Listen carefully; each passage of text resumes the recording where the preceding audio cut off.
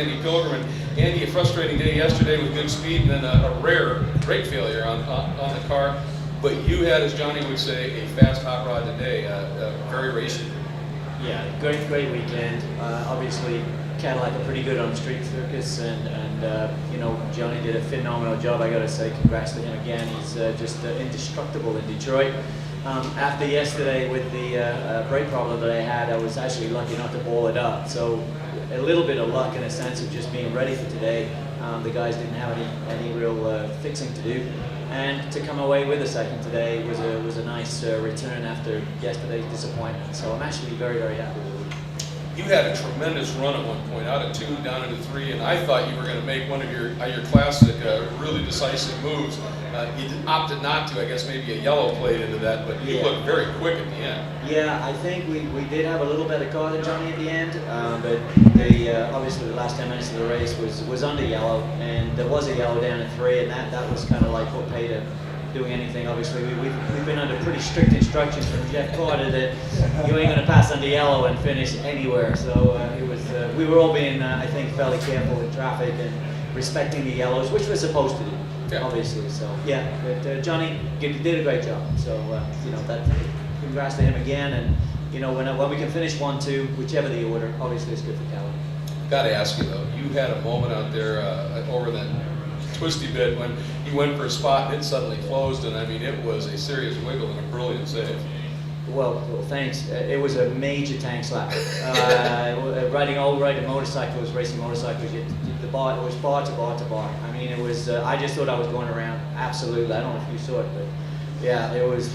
Yeah, I got chopped and I was fully loaded to the right, and I had to get off the gas and on the brake, and the car just said, "You ain't doing that." And we managed to get it straight and stay on the track. It was. I can't wait to see the in-car camera. Actually, I think I heard a vocal cord like that when I was announcing it. It was amazing. It was serious and a phenomenal save. So well done, Johnny O. You know, we were talking about Dean now. Has won 3 of 4 here, but 5 of 6. Just unbelievable. You just seem to thrive on the pressure when you come to Detroit. You know, driving some GM iron. You know what? There are certain tracks where you know you have to do well, and also where you know the hardest thing for any driver is winning the first time at a track. Once you win, then you wake up in the morning knowing that you can do it again. And but you know, I mean, I came into this weekend knowing, okay, on the street circuits we have a shot. You know, we've got incredible competition: Porsche, Ferrari, Audi, Mercedes. The list goes on of high-end, you know, performance cars. And but you know, when we're at the street circuits, we have an opportunity, and so it really came down to the team, just executing flawlessly. And really, Andy and I, if you only knew how much we look at data, study data, go over how we can go faster, how we can change our style, and all that kind of stuff. Because the next round, Road America, I think if I was in an Audi or a McLaren or a Ferrari.